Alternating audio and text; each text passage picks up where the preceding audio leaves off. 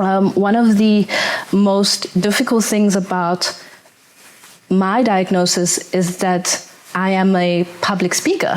Right. So how are you autistic? Many people who struggle with autism struggle with language. And when I opened up and mentioned that language became a special interest. How did you know you needed to go get help? How did you know that, you know what, at this point, I'm not coping and I need to go see the female psychiatrist that you said, or psychologist, was really good to you, but someone else watching and says like, you know what, something about your story is resonating, but I don't know when it is that I need to go and speak to someone? After this, big hugs. Yes, big hugs, of course.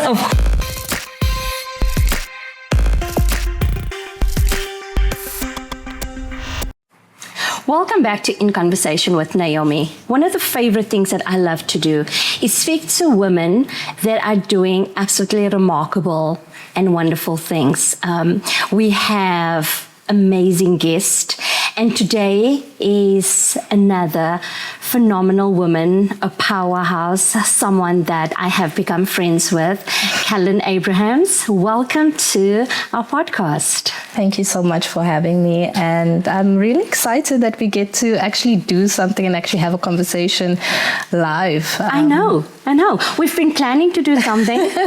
We have been threatening to meet up to have coffee. 4 months. Before we have coffee, I have you on the couch. I think we should have planned for a cup of coffee to be served to us right here today, right? Round 1. Round 2 is coming tomorrow. But guys, our outfits, we didn't plan this today, hey? I think we were just in the same mood. You know what they say, great minds. Great AI minds, but we will get to that as we have our conversation. So Callan is what I would call an expert in artificial intelligence. I've absolutely loved the videos that you've been making around educating the market. She has written a book, and we will share all the details with you on Neurodivergent. You have been diagnosed with autism and ADHD. And I don't know how true this is, but I was in a Women's Day event earlier today, and they said they only started researching the female brain for ADHD in 2017. Is that true? It looks so different in women compared to men. I mean, I was the star student. Right. Did so well at school. Yeah. But internally put so much pressure on myself, and my mind was always racing, always everywhere. Not always a bad thing. No, especially, I mean, then I became an entrepreneur, right? And again, you know, the ADHD kicked in, and very often, I mean, especially being in the tech space, some of my ideas were a little bit before their time. Yes. So would often be called the mad scientist. Listen, mad scientist has achieved amazing things, right? And I think I was a little bit lucky to a certain extent to have a bit of autism in me. So I have both. I have autism and ADHD. And in a lot of women, it actually gets diagnosed as bipolar. Oh, wow. Because it does feel like almost two different personalities. So I can be very out there, you know, mind racing, everything. And then at the same time, you know, especially with AI, and when I'm building something or I'm very passionate about something, we call it autistic special interests. Right. You kind of get locked in.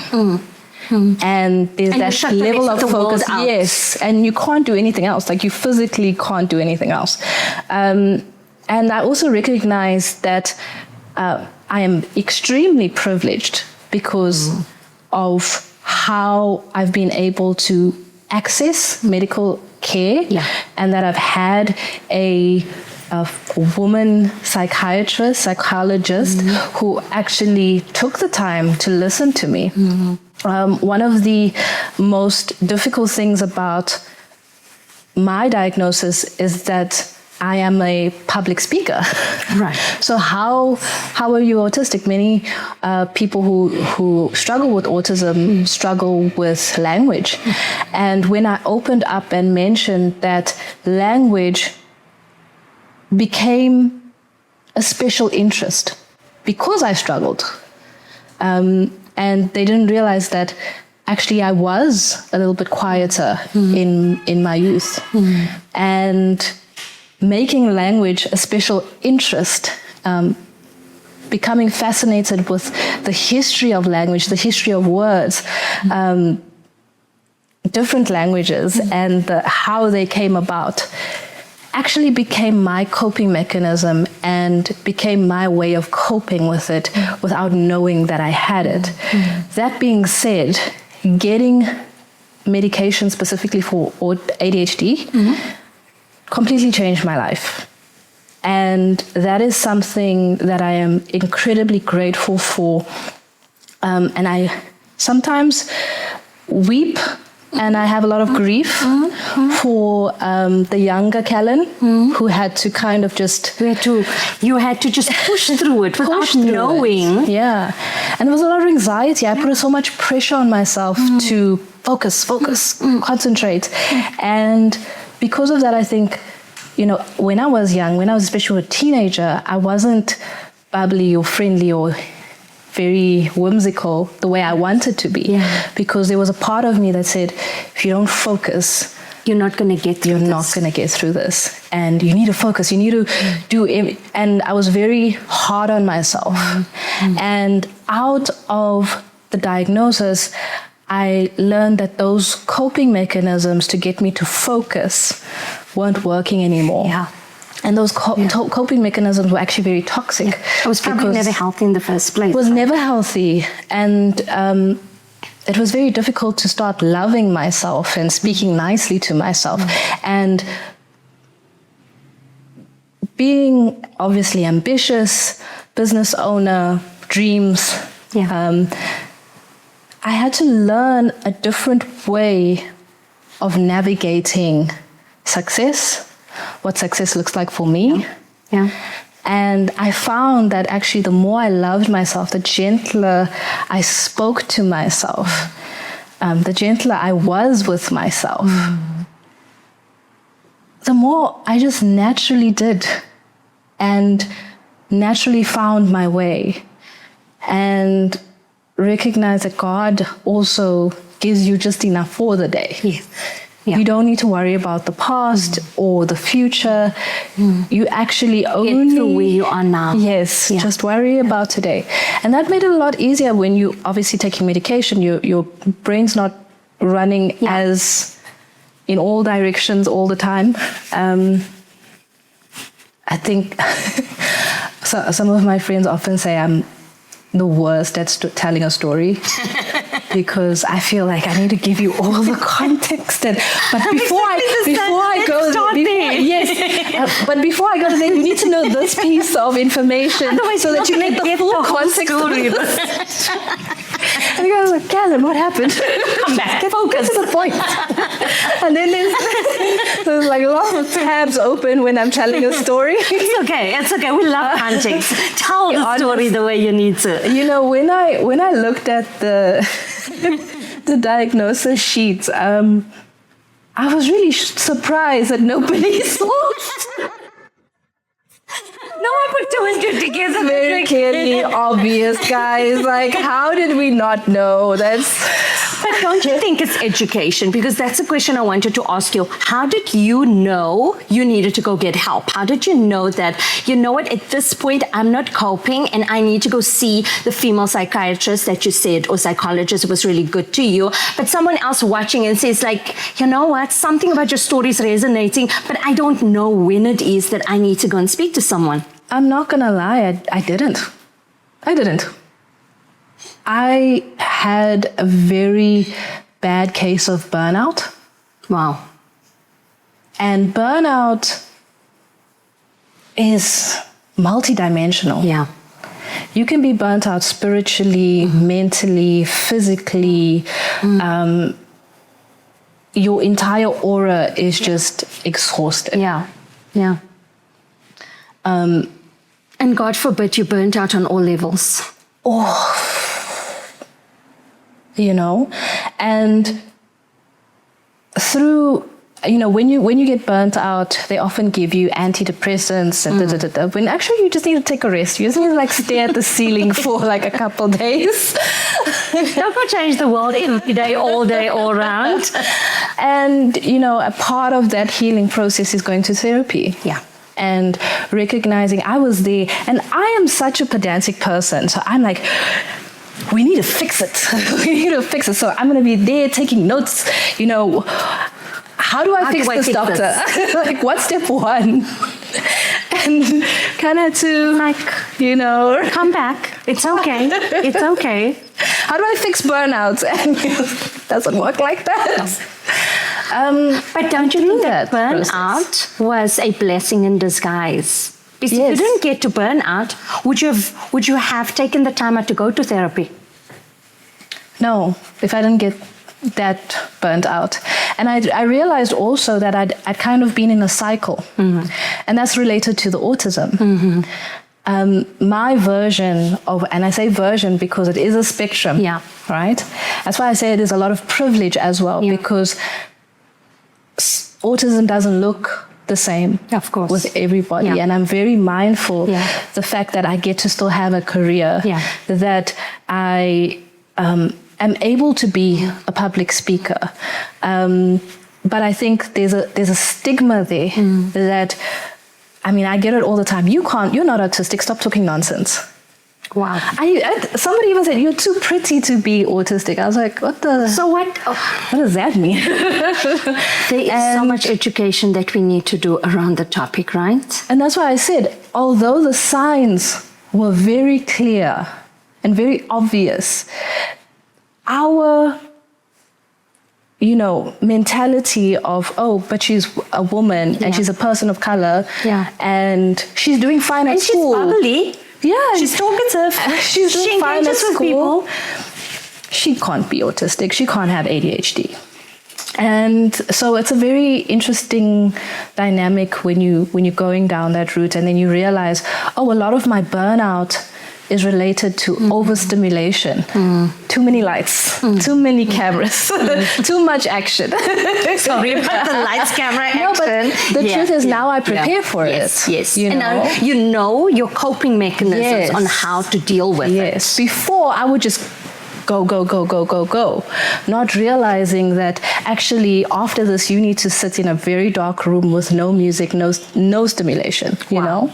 And then there's the other side of it with autism and ADHD, is that autism doesn't want to be overstimulated. ADHD needs it. And ADHD needs stimulation. Was God just going to bless you in abundance? So it's an interesting combo. Not waking up. I'm waking up every day, not deciding, actually just trying to figure out, what's the energy like today? How are we going to show up? How are we feeling? Today? Yes. And listening to your body. And taking time. So I wake up, I think a lot of people still laugh at me. Do you actually sleep? And so actually, no, I go to bed super early and I wake up super early. Okay.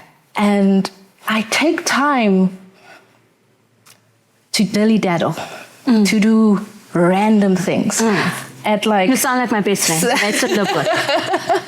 6 o'clock in the morning, I might be painting, I might be doing a puzzle, I might be researching ancient Greek history, but that's my time.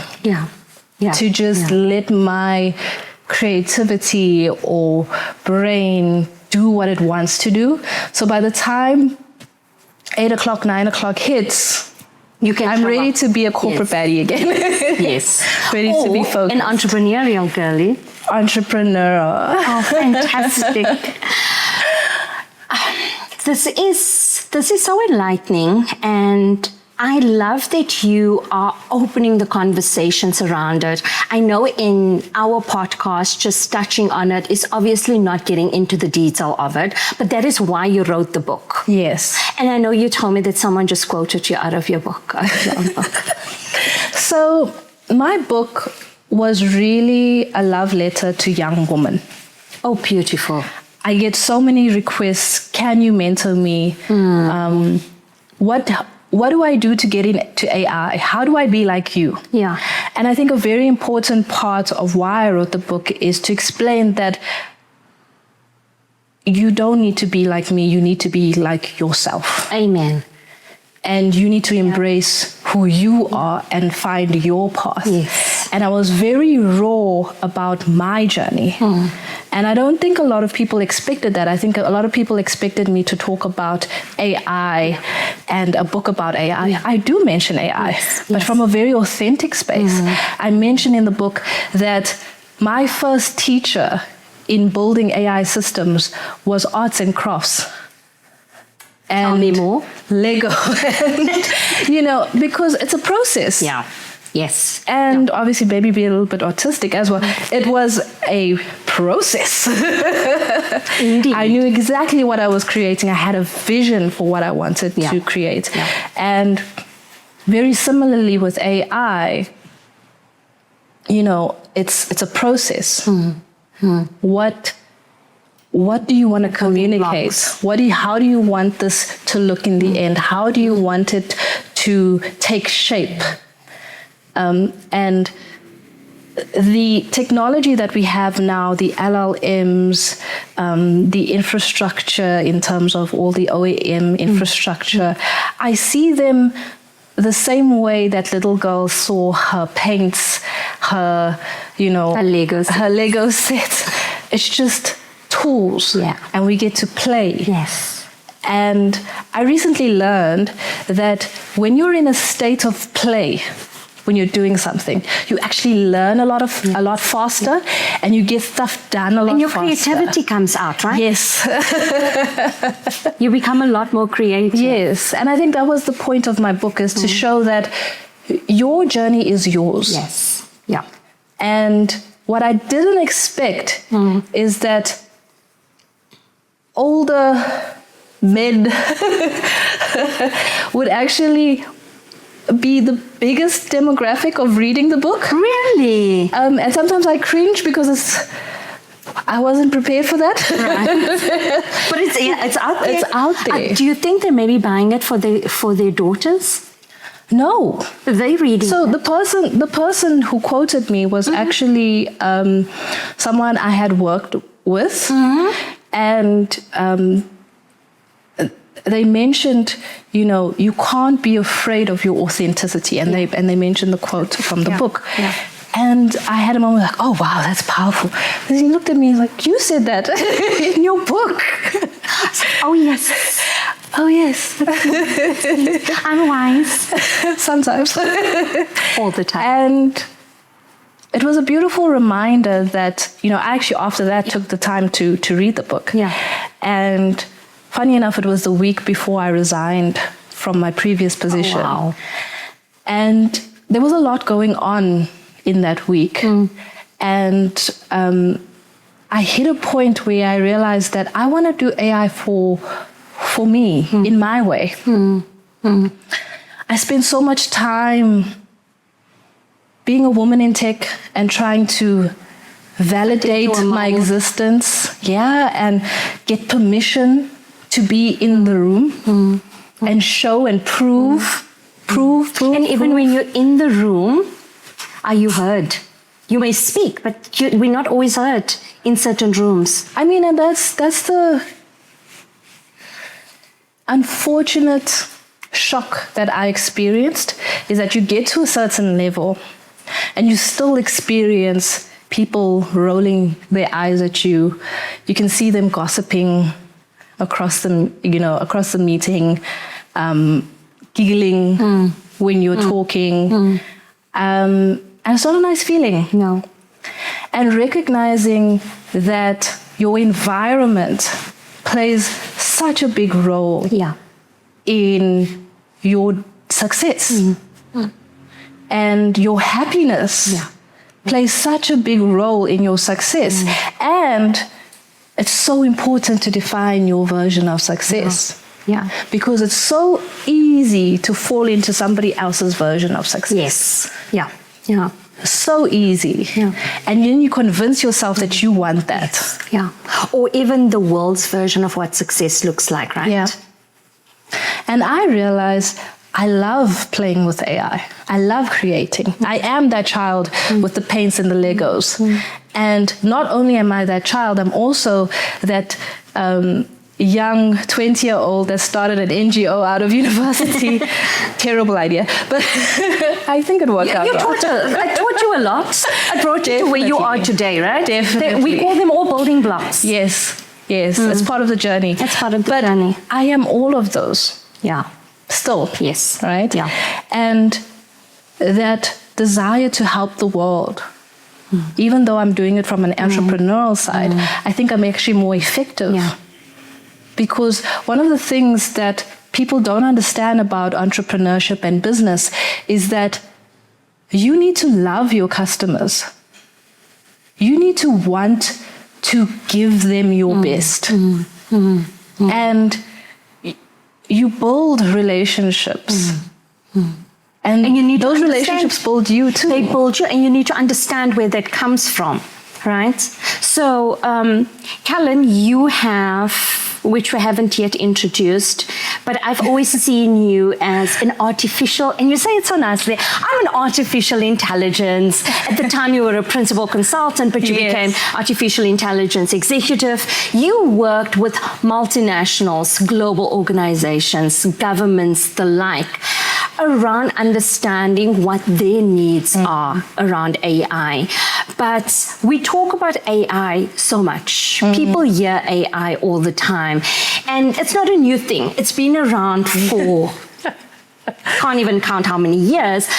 But of late, because of the availability of data, because of the availability of large language models, it has just become a lot more accessible to everyone around us. But now you have walked away from your amazing titles, global organization, and talk to us about your baby. And you've literally launched it this week, right? Publicly launched it. Publicly launched it. Man, I have impeccable timing. Let's launch. Congratulations. Thank you. So tell me about it. So yes, I've recently launched Spark Innovation. Yeah. And we are an AI consultancy and AI venture studio. And we're looking at AI more through a manufacturing lens than a traditional consulting lens. And what that means is we're building. We're focusing on building. We're focusing on adoption. So my new title is an AI adoption expert, because there are multiple spheres within the AI space, and I think I've needed to make it very clear that where I play is in adoption. How do we use this for good and not for evil? And I think this is a conversation that is more important than ever before, especially when we know that others are using it for war, using it for ulterior motives that are incredibly dark, incredibly sinister. And we need to really fight against that. We can't be passive. No, we can't. This is an incredible technology. Absolutely wonderful technology. And it breaks my heart every day that the most powerful governments, the most powerful companies are using it in such horrific ways. There are opportunities to create AI systems that don't replace people. We don't talk enough about that. No. Everyone is just afraid of how AI is going to take my job, how AI is going to replace me. But that's the thing. AI is not replacing you. The company is choosing to replace you with AI. The AI is not... The AI is not bad. Sending its CV. It's not good. It's just a tool. It's people. But I think we don't put enough. It's very easy to put blame on this abstract technology. We don't put enough blame on the leaders who decide that they are going to use AI in a particular way. We don't put enough pressure on government to legislate and protect people in the right way. And so it's a deeper conversation. It's so easy to blame AI. This link. It's like blaming the Legos and the paint for why your picture didn't come out the way you wanted it to. And it's a tool. The people who are making decisions to replace you with AI, what they won't tell you is that they do have other options. They might be ignorant to those other options. And that's where I'm playing now in the role of Spark Innovation, helping people recognize that, you know, it is a journey of collaboration with AI. Yeah. We need to decide where AI stops and where humans. And I always say, if we think about the way that we live now and the way that we've been living for the past, 40 years, it's been incredibly robotic. Yeah. We haven't been very human ourselves. No, we haven't. And even when you go into a work environment, you expect it to be robotic. These are your outputs. This is what you need to deliver. Where is the human or the entire person coming into that loop? And so AI is forcing us as a society to really look at the entire way that our world is constructed. What we value. I think it's even scarier that it's coming at a time where we're also looking at the value of multiple things in our society. Yeah. We're looking at the value of capitalistic systems. We're looking at the value of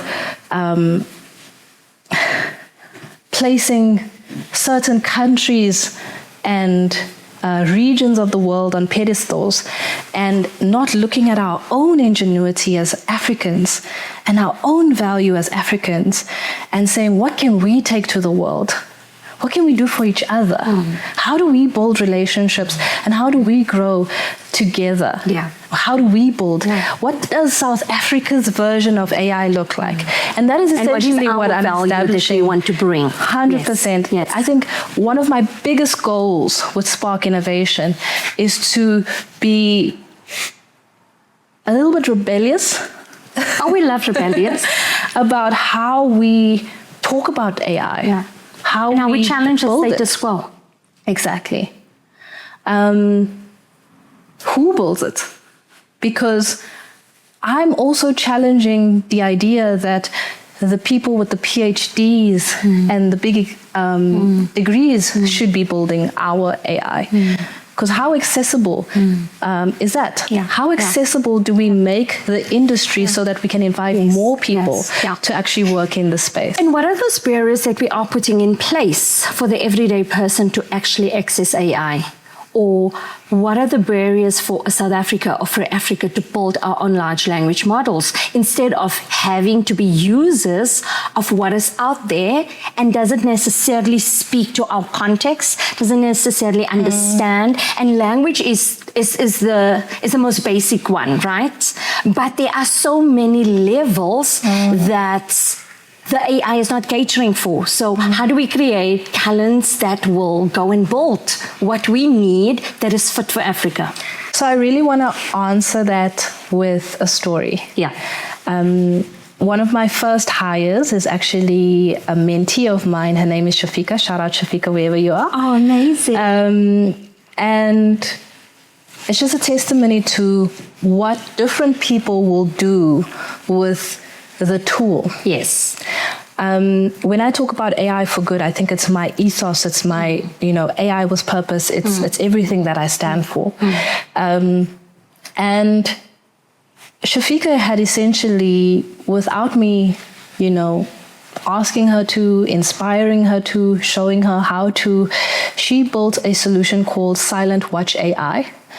And one thing I know, maybe not a lot of other people know, is that Shafika grew up in the Cape Flats and actually still lives in the Cape Flats. Wow, yeah. And so Shafika's daily experience is gun violence. Shafika has a daughter and is constantly worried about stray bullets and the safety of her and her family, right?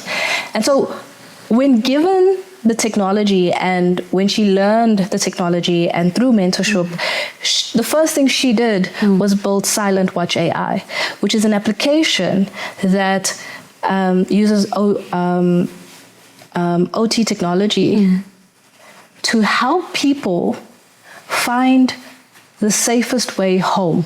Wow. And to alert them if there's something going on that they should know about.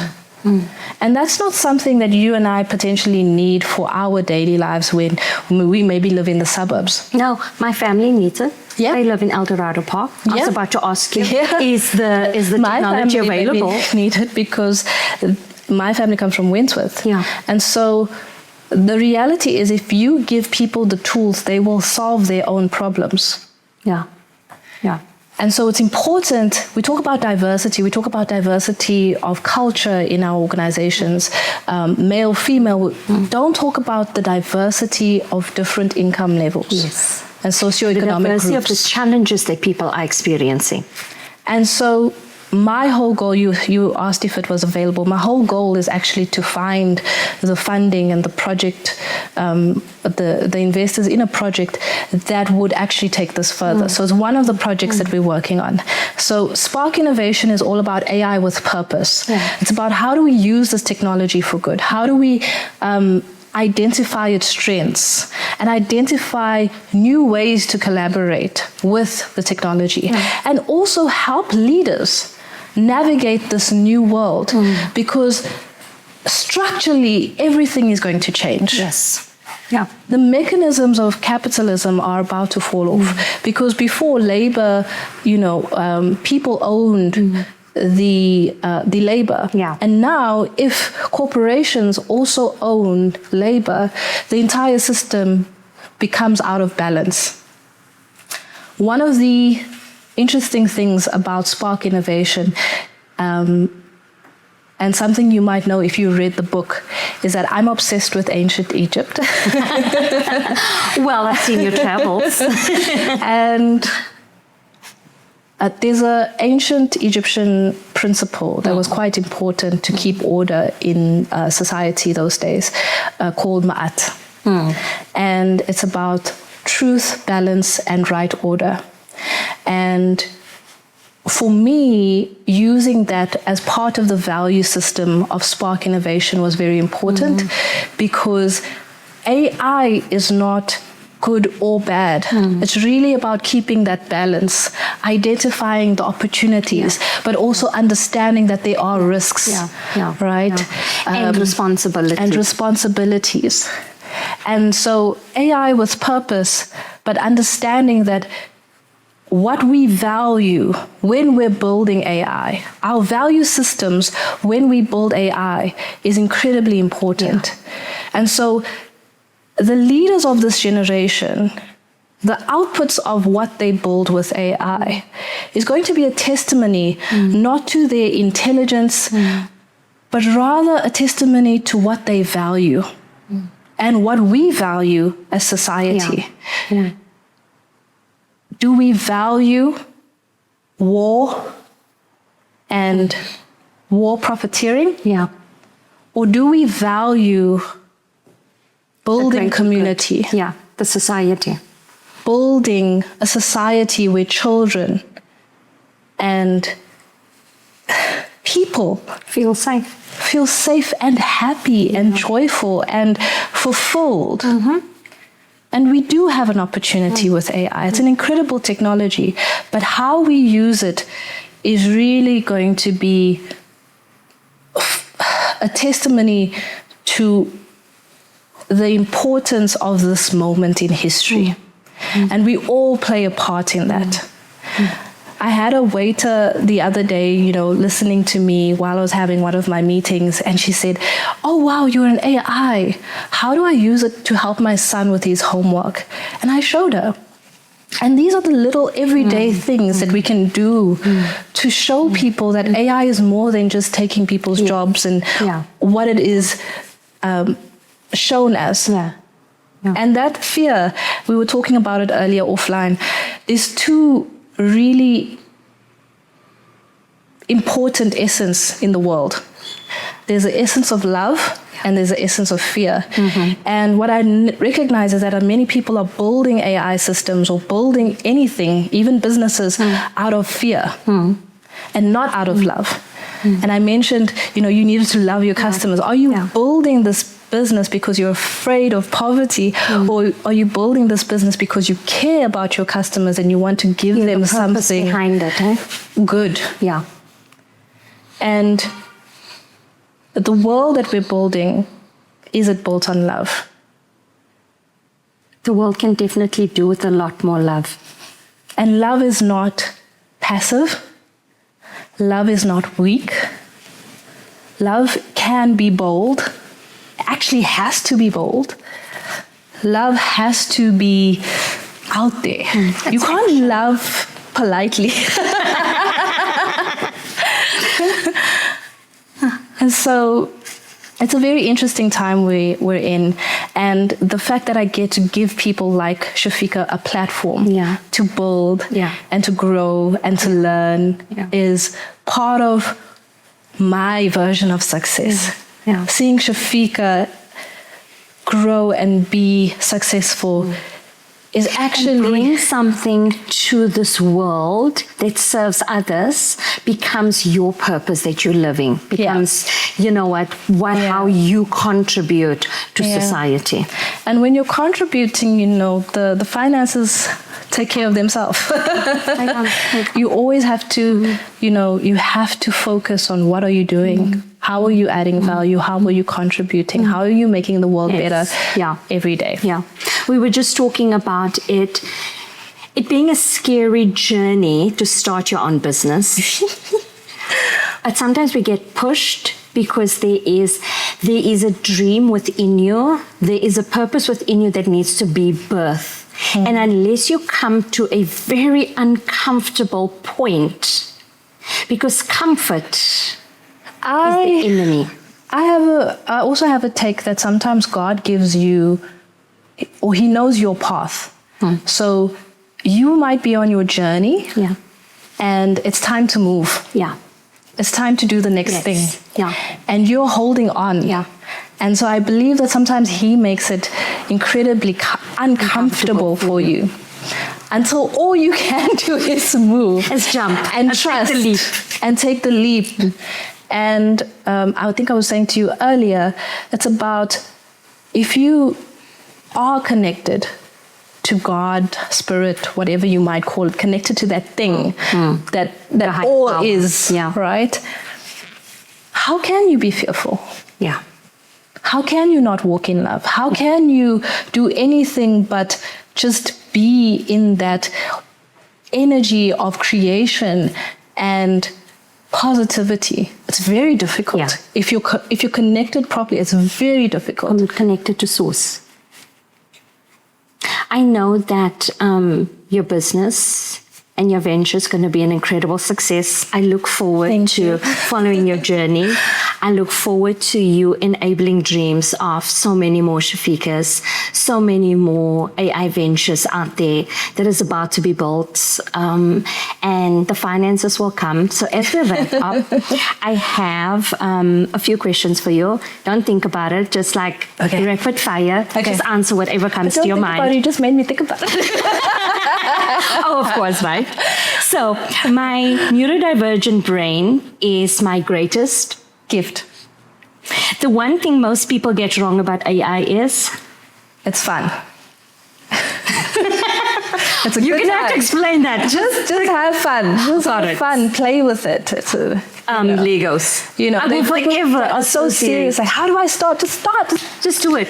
Make a dancing Just do it. President GIF again. Or video. Like, start. Play. Yeah. I love that. If I could fix one broken system in South Africa tomorrow, it would be? I know there are many. Mental health. Yeah. I think we're a country that needs deep healing. I think that's also why I wrote the book, Mental Health. Yeah, that is so powerful. The younger version of me needed to hear?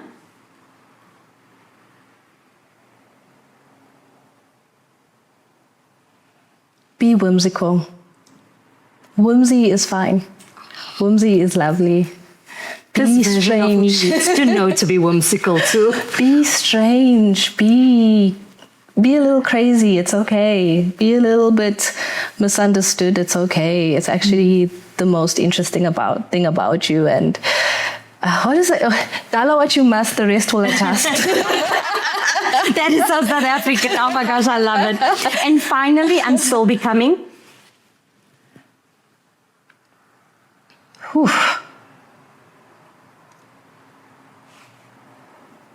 I'm still becoming. That's it. I'm still becoming. That's it. Thank you very much, Callan. It has been my great joy to sit and have lots of laughs and have lots of fun talking about AI and all things neurodivergent. Thank you for your time. Thank you for enjoying the bright lights. Now you're going to need to go sit in a dark room after this. But worth it, completely worth it. Callan, you are exactly the kind of woman and leader that we need in South Africa.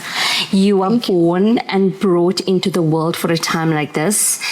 You will achieve so many more great things, great ventures. I look forward to being part of your journey, to supporting that. And thank you for joining in conversation with Naomi.